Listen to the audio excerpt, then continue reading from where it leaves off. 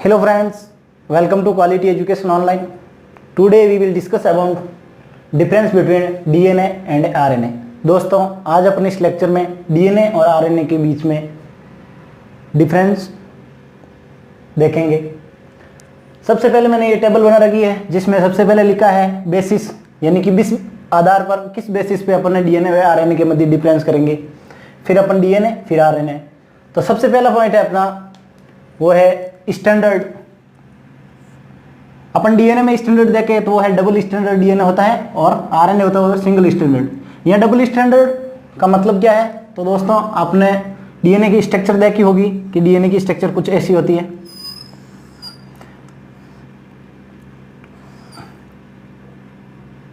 इनकी बात करूं तो एक ये स्टैंडर्ड होगी और दूसरी ये स्टैंडर्ड होगी, तो इसलिए अपन इसको क्या बोलते हैं, डीएनए डबल स्टैंडर्ड होता है और आरएनए होता है वो सिंगल स्टैंडर्ड। सिंगल स्टैंडर्ड का मतलब है कि आरएनए की स्ट्रक्चर कुछ ऐसी होती है।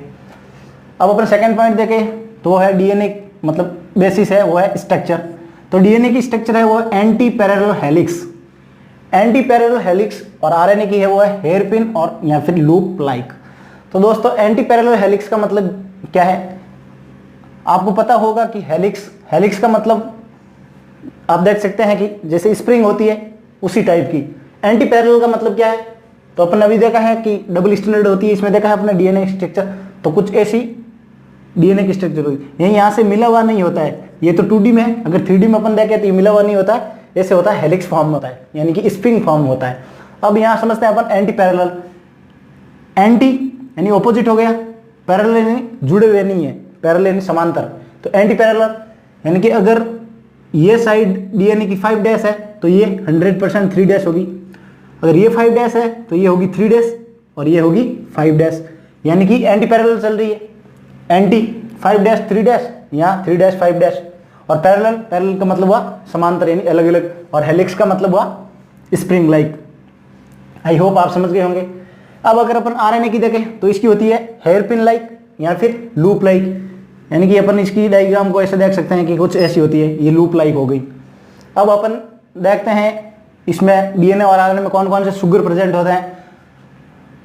तो डीएनए में होता है डीऑक्सीराइबोज और आरएनए में होता है राइबोज, इसीलिए इनका नाम होता है डीऑक्सीराइबोज न्यूक्लिक एसिड और आरएनए का होता है राइबोज न्यूक्लिक एसिड। अब एक क्वेश्चन आता है कि राइबोज शुगर में कुल कितने कार्बन होते हैं? तो 5 कार्बन होते हैं, 5 कार्बन। अब हम बात करते हैं इसके लोकेशन की। तो डीएनए है वो न्यूक्लियर यानी न्यूक्लियस और माइटोकॉन्ड्रिया दोनों में प्रेजेंट होता है, और आरएनए की बात करूं तो ये है न्यूक्लियस और साइटोप्लाज्म में। दोस्तों जितने भी जेनेटिक मटेरियल होते हैं वो सभी न्यूक्लियर में प्रेजेंट होते ही हैं, बट डीएनए है वो माइटोकॉन्ड्रिया में भी होता है और आरएनए देखें तो वो साइटोप्लाज्म में होता है। तो दोस्तों ये एक प्रोसेस होता है ट्रांसलेशन, यानी कि अगर आरएनए से प्रोटीन बने तो उस टाइम क्या होता है कि न्यूक्लियस से आरएनए है वो प्रोटीन में चेंज होने के लिए किस में आता है? साइटोप्लाज्म में। इसलिए ये आरएनए वो साइटोप्लाज्म में प्रेजेंट होता है और न्यूक्लियस में प्रेजेंट होता है। अब इसकी लाइफ टाइम की बात करें, यानी ये जिंदा कितने टाइम रहते हैं? तो ये लॉन्ग टाइम रहते हैं, यानी कि अगर आदमी मर जाता है तो फिर भी अपन देखते हैं कि सीबीआई वगैरह होती है या फिर सबूत देखते हैं, जो क्राइम पेट्रोल वगैरह शो देखते होंगे आप, उसमें अपन देखते हैं कि वो डीएनए के बेसिस पे ही आइडिया लगा पाते हैं कि आदमी कैसे मरा है या फिर उसका क्या सबूत है। बट आरएनए है वो खत्म हो जाता है। खत्म कैसे होता है कि अगर प्रोटीन सिंथेसिस के लिए अपने को आरएनए की रिक्वायरमेंट होती है, तो अगर अगर प्रोटीन सिंथेसिस यानी अपने को प्रोटीन बनानी है तो आरएनए को यूज करेंगे, तो वो शॉर्ट टाइम इसकी लाइफ टाइम होगी। अब इसके प्रोसेस यानी कि डीएनए किस प्रोसेस से बनता है और आरएनए किस प्रोसेस से बनता है। अगर अपन इसके प्रोसेस की बात करें तो वो है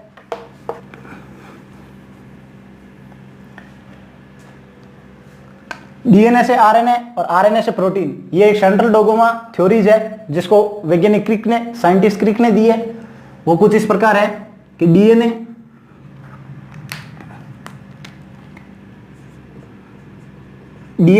से बनता है आरएनए और आरएनए से बनता है प्रोटीन। डीएनए से आरएनए बनता है ट्रांसक्रिप्शन के द्वारा,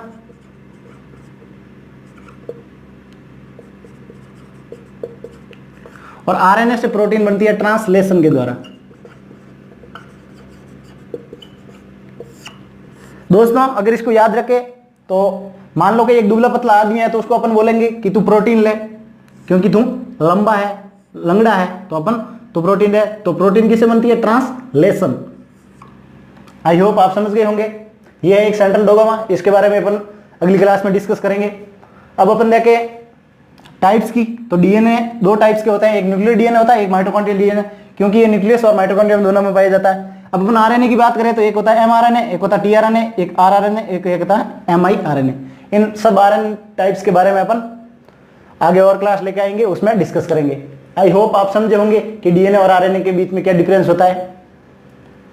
दोस्तों अगर आपको ये लेक्चर अच्छा लगा हो तो प्लीज मेरे चैनल को सब्सक्राइब करें, चैनल को वीडियो को लाइक करें, वीडियो को शेयर करें, कमेंट्स करें कि आपको लेक्चर कैसा लगा। थैंक यू दोस्तों।